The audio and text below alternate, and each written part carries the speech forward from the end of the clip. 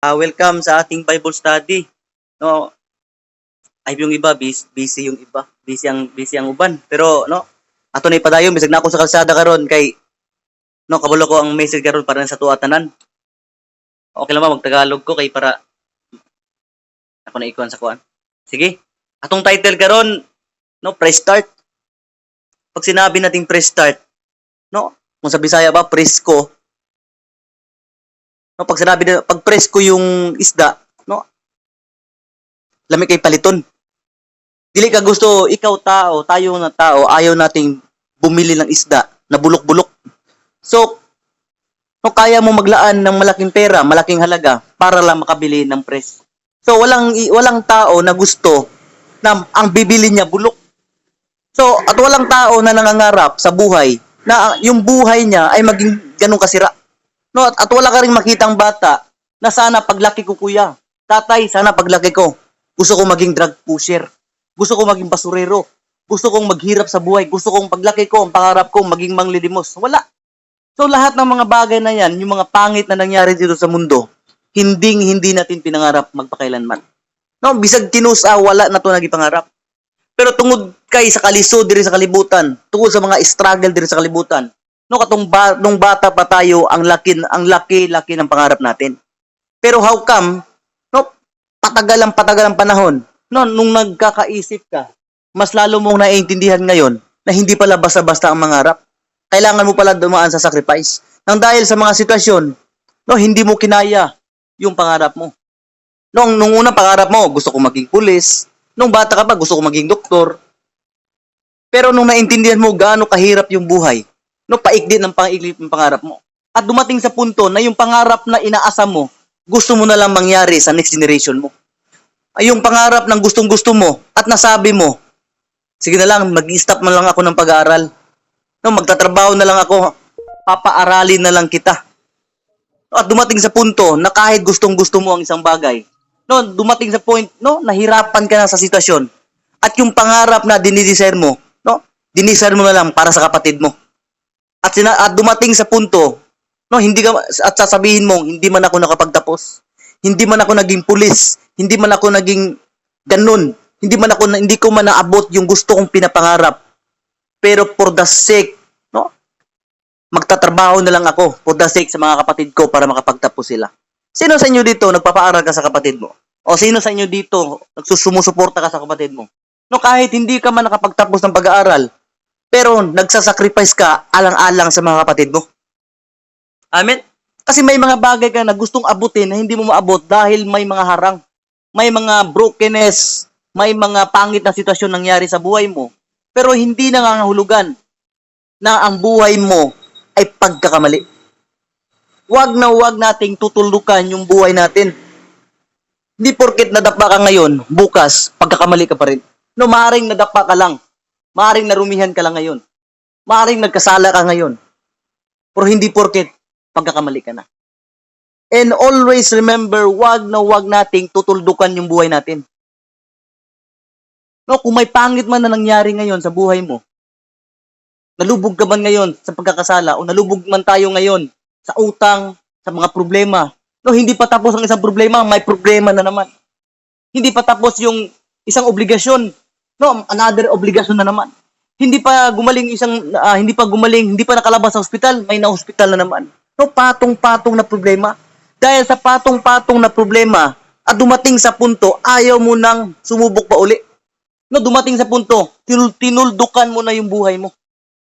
Pagod na ako. Sa kanila lang, yung pangarap na yan, hindi yan para sa akin, para yan sa kanila. Ganito na lang ako. Wala akong kwenta. No, wag nating tutuldukan yung buhay natin. No, pwede kang, yung buhay mo, pwede mong kamahan.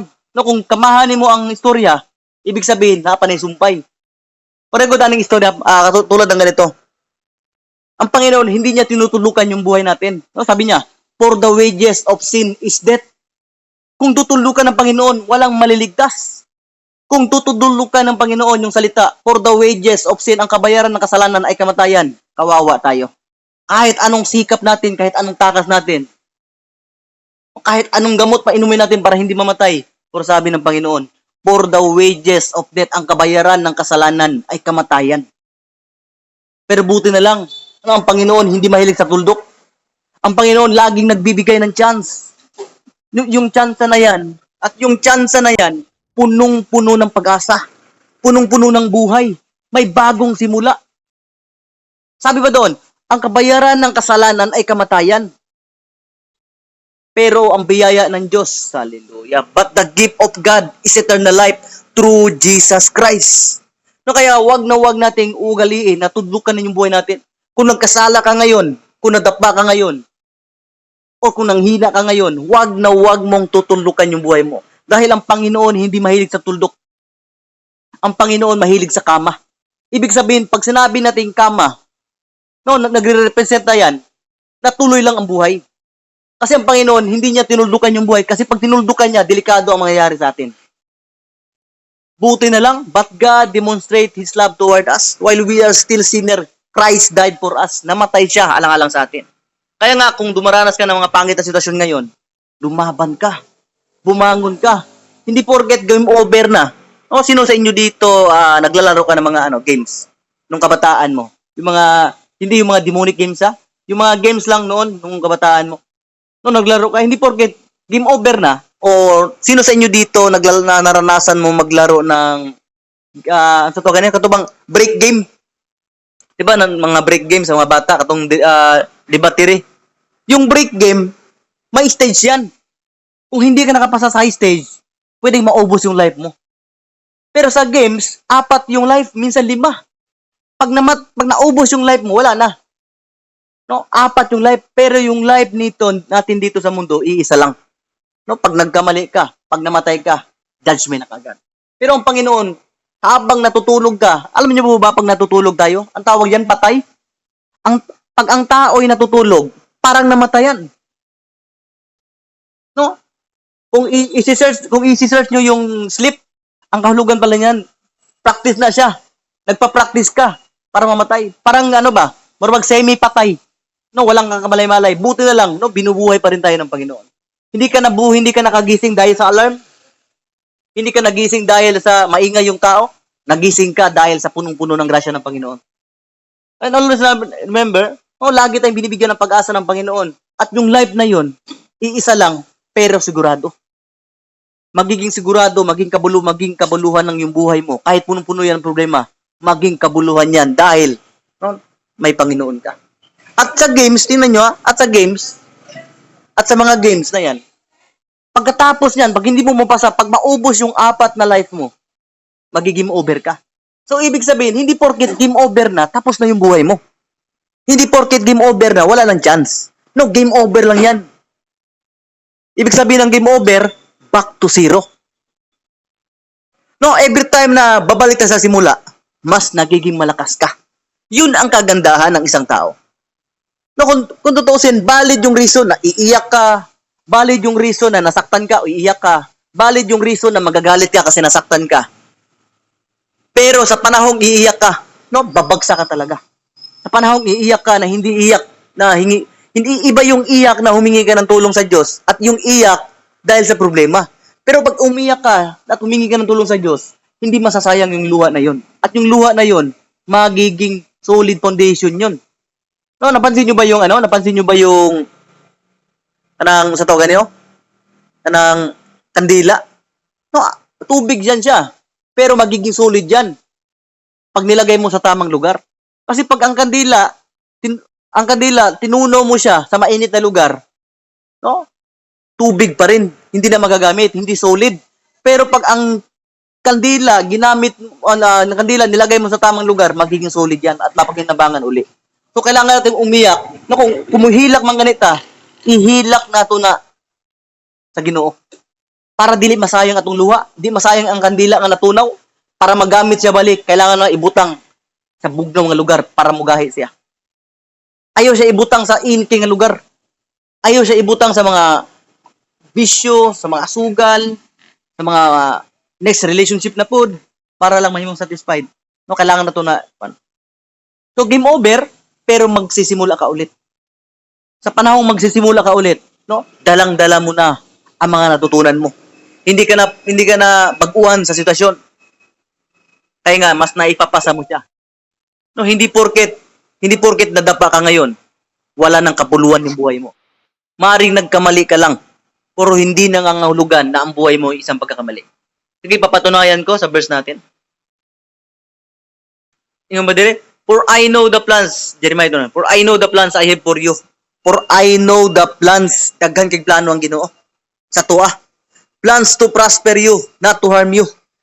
No, kanang yung masasaktan ka ngayon, hindi plano ng Diyos yan. Pero inaalaw ng Diyos na masaktan ka dahil alam ng Diyos na ang tao kailangan mo lang masaktan. Pero kung tutusin, gusto ng Panginoon i-direct ka. Pero dahil yung tao, no, hindi basta-basta matututo, hindi basta-basta makinig pag hindi dumadaan sa problema. Kasi ang tao kasi, pag nilagay mo sa maraming tubig, hindi niya hanapin yung tubig, dandaanan niya lang. Ang hanapin niya, soft drinks. Ang hanapin niya, soft drinks.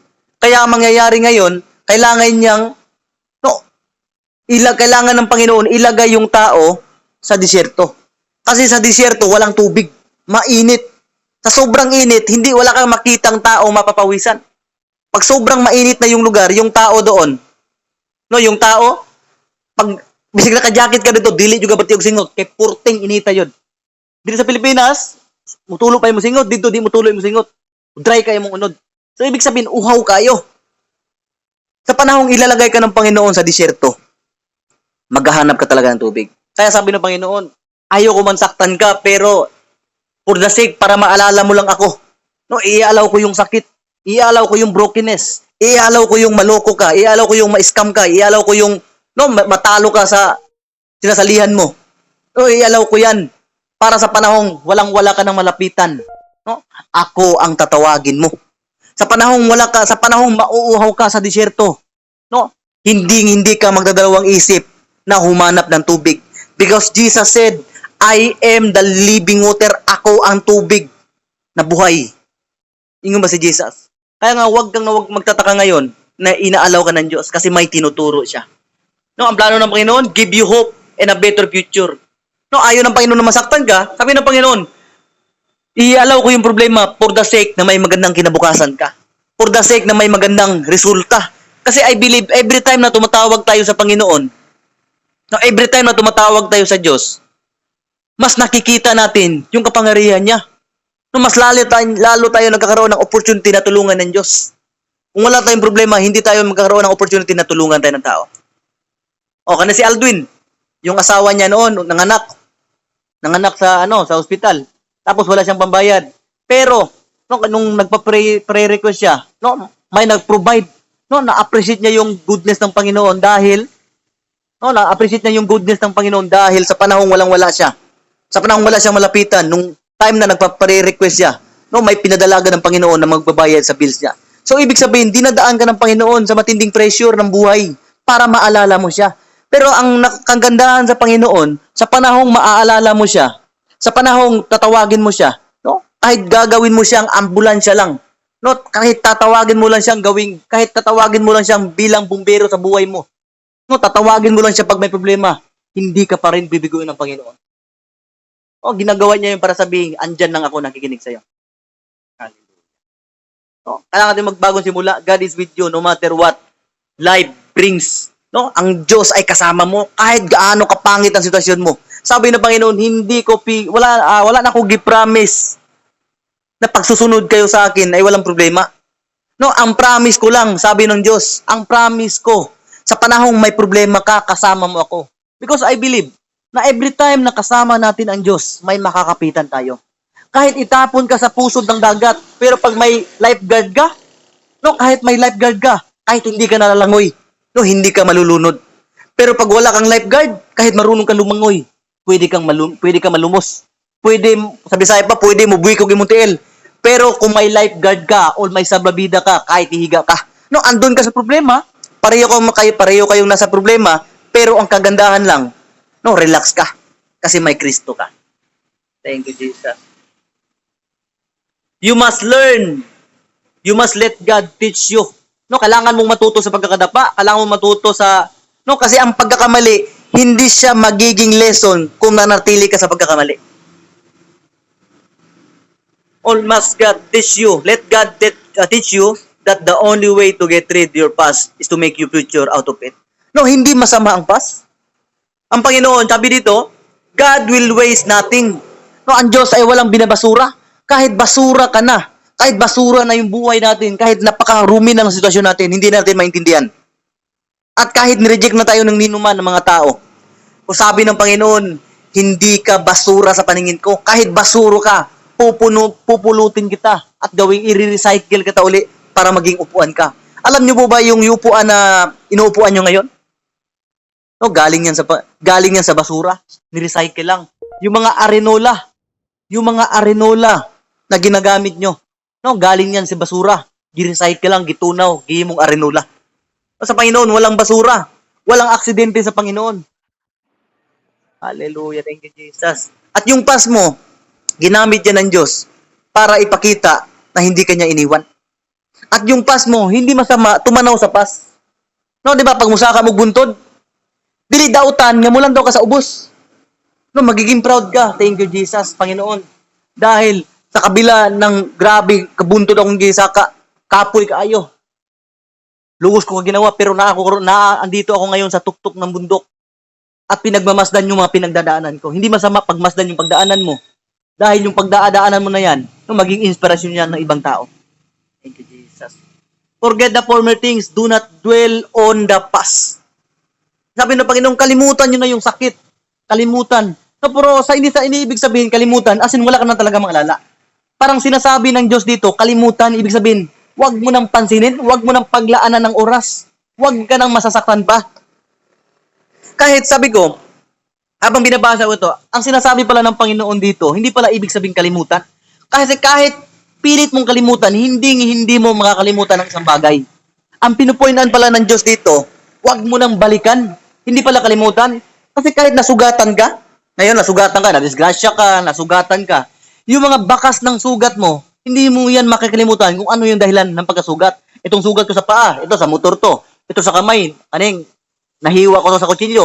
No, lahat ng sugat na gumaling, naging kung sa Bisaya pa, nahimo na siyang ulat, parang keloids. No, maalala mo talaga bakit nagkasugat yan. So, hindi mo makakalimutan yung mga pangyayari.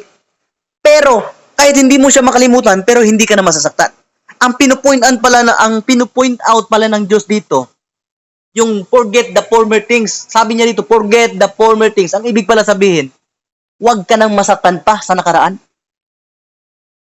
Kasi kahit sabihin mong nakalimutan mo na, hindi mo makakalimutan yung mga pangyayari, pero pwede mo siyang, pero pag yung sugat gumaling, kahit hawakan mo yan, hindi na masakit. So, ibig sabihin, yung forget the former things, pag naisip mo ang isang bagay, huwag ka na masayangan pa. Huwag ka nang masaktan pa. Huwag ka nang mawili pa sa mga bagay. Iniwan ka, niloko ka, no? Binugbog ka pa, pinagpalit ka, huwag mo na yung isipin nyo. No, masakit. Pero kailangan mong bumitaw. Kasi yun ang nagpapahirap sa'yo. Kung natinik ka, every time na lulukohin ka, every time na sasabihan ka na wala kang kwenta, every time na sasabihan ka na pariwala ka, nireject ka, para ka nilalagyan ng tinik. Hanggat hindi natatanggal yung mga tinik na yan, no, lulubo talaga yan. No, hanggat hindi natatanggal yung mga tinik, no, kanang mga naikuan, kanang mga ingron, hanggat hindi matatanggal yan, no, mamamaga talaga yan. Yung mga past, yung mga pain in the past, yung mga kasakit, unforgiveness, kung hindi natin tatanggalin yan, no, mas lalo kang masisira. Nantawan ninyo ng mga tunok. Ug masalugsog na imong kuko sa kahoy. Na kung masalugsog na, muhubag na. Ingkag okay ra ni bro. Di ra ako tanggalon, mahadlok man ko, sakit man kay ngilom kay tanggalon. Di kailangan na siya tanggalon, di juga patanggal. After 1 month, putlo na imong gamot. Ang doktor, sabi ng doktor, puputulin na yan kasi lumala na. Ilang buwan na yan na tiniis mo yung tinik na yan. Mga boss, mga 10 months. Hindi.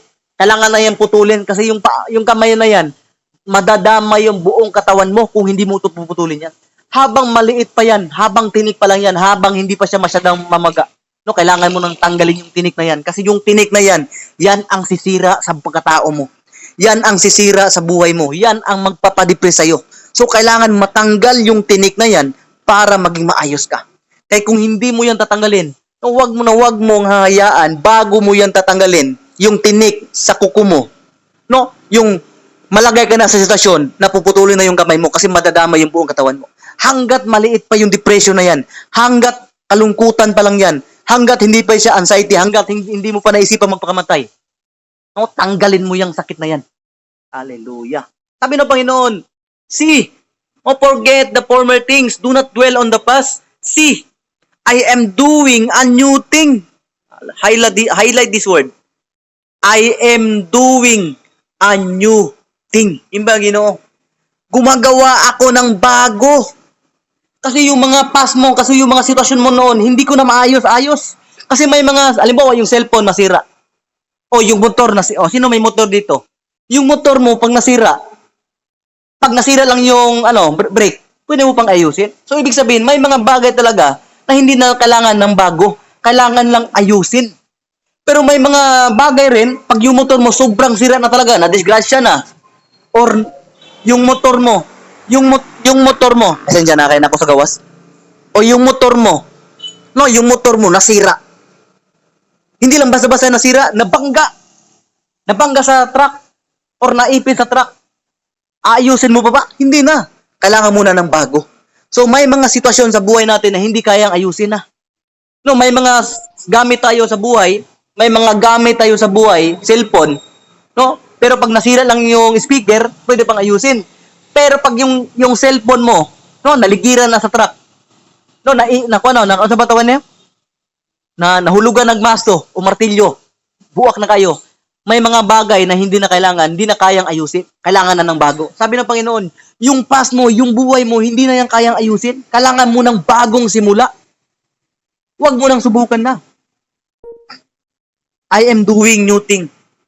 New thing, ibig sabihin, bagong cellphone. Ano ang feeling pag magkaroon ka ng bagong cellphone? Ano ang feeling pag nagkaroon ka ng bagong sapatos? Ano yung feeling? Kasi sa sapatos mo, hindi na madalag tahi. May mga sapatos na kayang tahiin. Pero may mga sapatos rin na hindi na kayang tahiin. Kasi butas na. Kailangan mo na talaga ng bagong sapatos. Sabi ng Panginoon, hindi mo na kailangan ayusin muna yung buhay mo. Kailangan mo, bago ka maging maayos, para maging puli na maayos ka, kailangan mo ng bagong simula. New things. Pag may new things, andun yung excitement. Sino sa inyo dito nagkaroon ka ng cellphone? Itong cellphone na ginagamit mo ngayon, nung imagine mo, gusto ko ipaalala sa unit, yung bago yan sa'yo. No, dumating sa punto ba ng buhay mo, hindi ka masyado nakakatulog. Paggising mo sa umaga, na yung cellphone na ginagamit mo ngayon, no, excited ka. No, ibig sabihin, pag new thing, excited ka. No, I want to encourage everyone na maging excited ka sa bagong journey mo.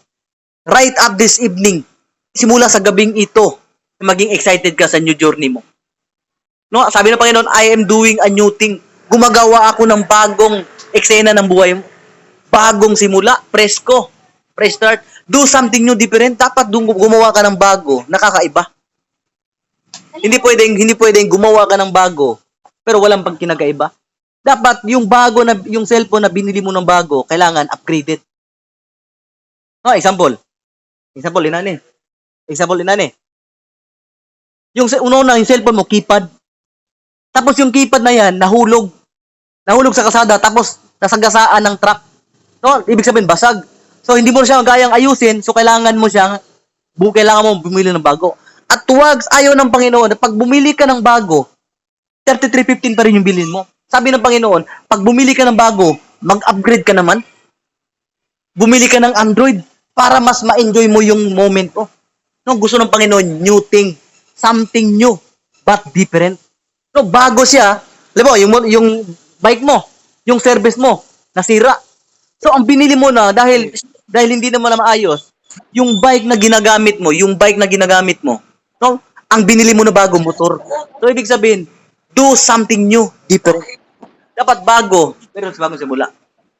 Dahil ang tawa ninyo ng kwan. Ang tawa ninyo ng kwan. Kita ba ninyo sa screen, kaning kwan?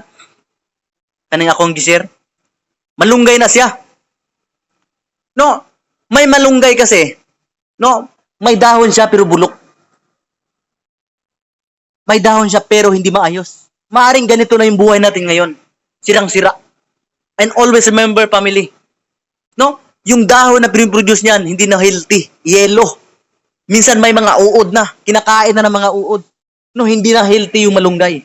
So, kailangan maputol yan. Para ano? Every time na puputulin mo yan, may bagong simula. No, kahit nung buhay mong bulok na bulok, puno ng problema, puno sa kasakit, always remember, may bagong simula. There's a fresh start, fresh journey, presko.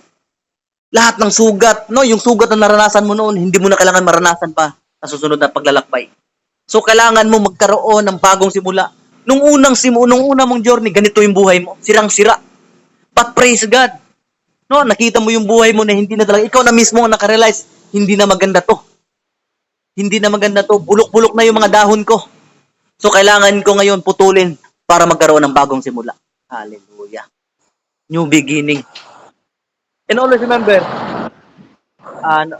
naiwala na ka-mute? Okay lang, mag-mute ang ubahan? Okay, thank you. Oh, ito yung buhay natin ngayon. Oh, maybe ikaw to ngayon. No, hindi ko alam kung sino ang kinakausap ng Panginoon ngayon. At hindi ko rin alam kung sino yung mas kailangan ng message nito ngayon.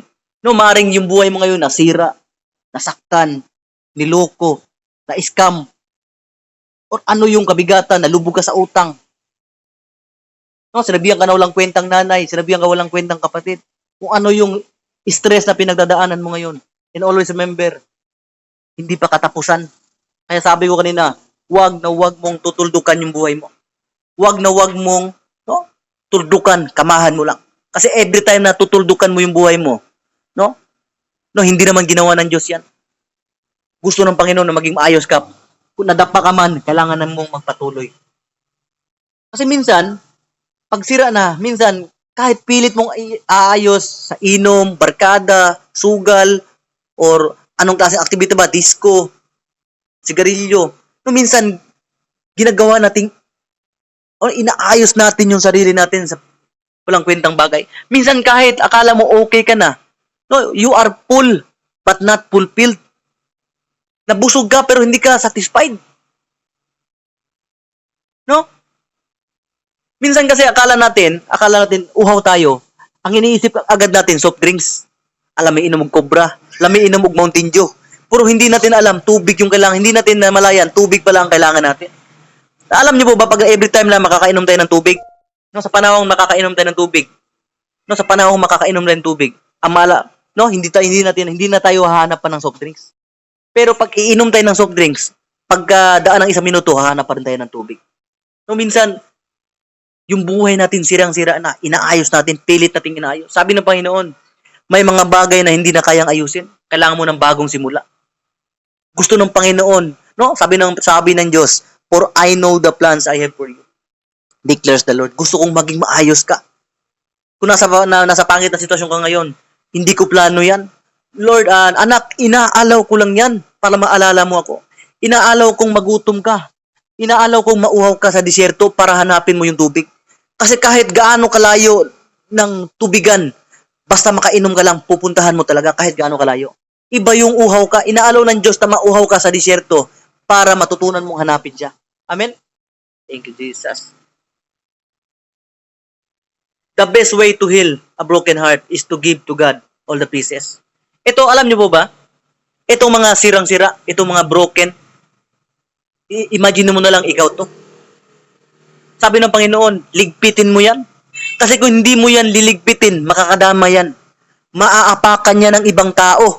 Kawawa naman. Kung sabi ng Panginoon, yung mga bagay na yan, isurrender mo yan sa akin.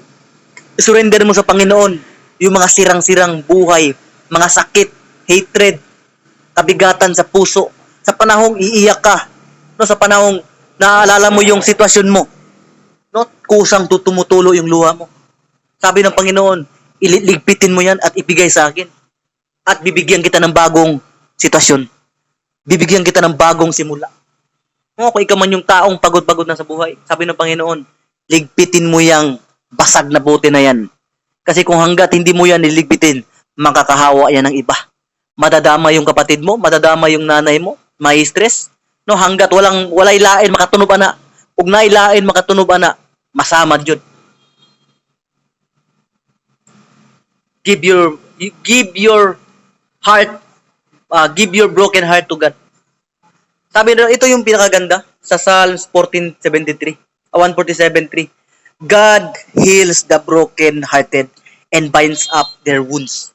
No, inaayos ng Panginoon. Ang Diyos ang may kakayahang umayos sa pusong wasak. No, hindi ko alam ano yung pinagdaanan mo. Gusto ko lang sabihin sa iyo, kita ng Panginoon lahat ng iyak mo.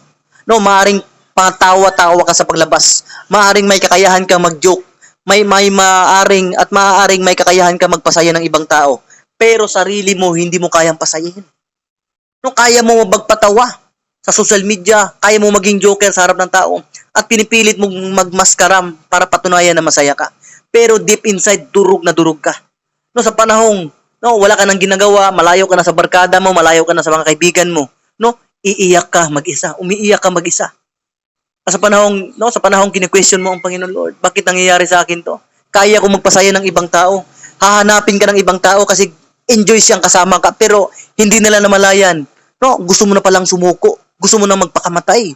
Gusto mo nang mag-give up sa buhay. Pagod na pagod ka na. No, sabi ng Panginoon, gusto ko magpakatotoo ka ngayon, anak. Gusto kong maging maayos ka. No, naiintindihan kita, kaya ka umiinom, kaya ka nagsusugal, kaya ka nag-cheat, kaya mo ini-enjoy, kaya ka na pumapasok na naman sa bagong relationship. Naiintindihan kita, anak. Kasi ako, anak, sabi ng Panginoon, nakikita ko yung puso mo. Pilit mong inaayos. Pero sabi ko sa iyo, sabi ng Panginoon, kahit pilit mong ayusin yan, hindi mo na maayos. May mga bagay sa sitwasyon na hindi mo na kailangan ayusin. May mga relasyon na hindi na kayang ayusin. May mga sitwasyon sa buhay natin na hindi na kaya ayusin. Kailangan natin ng bagong simula. Amen? No, if you are that person, hindi man tayo nagkikita ngayon sa screen, if you are that person, rise up your head. Itaas ang imong kamot, huwag iampot ka.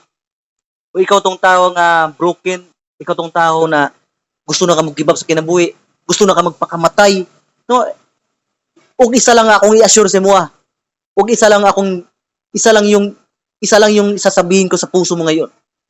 Alam ko ayaw mo magpakamatay. Alam ko gusto mo lang makatakas sa napakasakit na sitwasyon. Gusto mo lang makatakas sa mga utang. Gusto mo lang makatakas sa mga problema. Gusto mo lang makatakas sa mga sakit na naranasan mo araw-araw. Pero hindi mo naman talaga gusto magpakamatay. Minsan, dahil sa maling emosyon, mali yung mga desisyon. Dahil sa maling emosyon, mali yung mga desisyon. Walang tao gustong mamatay. At higit sa lahat, hindi natin pinangarap sa buhay na magpakamatay. Paglaki ko, gusto ko mamatay. Wala. Nung bata ka pa, ang laki ng pangarap mo, gusto mo maging pulis, gusto mo ganito. Dahil sa pangit na nangyayari sa buhay mo, palaki ka ng palaki, paikli din ng paikli yung mga pangarap mo. Gusto kong sabihin sa iyo, nadurog ang puso ni Jesus sa cross para maging maayos ka. Nadurog ang puso ni Jesus sa cross. At yung dugo na tumulo sa cross, lagi nating tatandaan yan, yung dugo na tumulo, maraming dugo. Hindi yun nalabas ang dugo kung hindi nasugatan. Sabi ni Jesus, anak, bago ka nagdusa, bago mo naranasan yung sakit na yan, mas naranasan ko una. Kaya nga, pinaranas ko yung sakit sa buhay ko. Naging tao ako. Inalaw ko yung buhay ko na masugatan. Para sa panahong masugatan ka, sa panahong magrereklamo ka, at maalala mo yung ginawa ko sa cross, na ang Diyos hindi nagreklamo at ikaw yung naisip niya.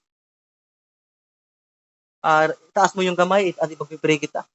Heavenly Father, in the name of Jesus, Lord, nakikita niyo po, Panginoon, lahat ng nakataas ang kamay. Lord, naniniwala ako, Panginoon, na hindi isang aksidente na naka-join siya dito ngayon. Hindi isang pagkakamali yung buhay niya. Maraming salamat, Panginoon, na yung tao na naka-join ngayon sa Bible study namin, hindi mo hinayaang masira yung buhay niya. Lord, maaring napagod siya, pero hindi na hulugan, pinatunayan mo, hindi na hulugan na walang kwenta yung buhay niya. Lord, simula sa araw na to, hindi namin tutuldukan yung buhay namin. Because you are the only judge na ikaw lang na ikarapatan mo hukom. Nagkamali man natumba man o naamay may mga desisyon na nahimo diri sa kalibutan nga mali. Dili na mao ang among identity. Simula sa araw na to, hindi namin tutuldukan yung buhay namin. Kailangan namin bumangon sa mga pagkakadapa. Lord, at pinapanalangin ko rin, Panginoon, yung mga sugat sa puso, yung sakit, yung kirot, yung mga pagdurusa sa buhay, kalubog sa utang, yung mga bagay na pilit na tinatakasan, Panginoon. Lord, natutunan namin ngayon Yung mga bigat sa puso, kailangan pala namin isurrender sa iyo. Yung mga sakit na naranasan namin ngayon, Panginoon, kailangan para namin ligpitin to at ibigay sa iyo. Kasi kung hindi namin liligpitin, maraming madadamay. Kung naay makatunob sa guba nga butilya, naay masamad lain, Ginoo. So as long as buhi pa may Ginoo, napay pag-asa, hipuso na mo, ug isurrender na mo Ginoo. No, istorya si Lord. No, kung kausapin mo Panginoon ngayon. Hindi ko man alam hindi man kita nakikita. I believe. Sabihin mo sa Panginoon, isusurrender ko lahat ng sakit na meron ako. Kabigatan sa puso, depression, anxiety, kalungkutan, labis na kalungkutan, isusurrender ko na Panginoon. Pagod na ako sa kakahawak nito. Sabihin mo sa Panginoon ngayon, pagod na ako Panginoon. Gusto ko na makawala. Gusto ko na makawala sa mga problema sa buhay. Gusto ko na makawala. Tulungan niyo po ako Panginoon kung paano i-handle to. Bigyan niyo po ako ng wisdom para ma-overcome ko ito. Lord, maraming salamat. Ginagamit niyo po mga basura sa buhay namin para mas mabago kami, para mas mahanapin ka namin. Maraming salamat sa opportunity, Panginoon. Lord, dinataas namin ang iyong pangalan. Hindi ka namin iiwan.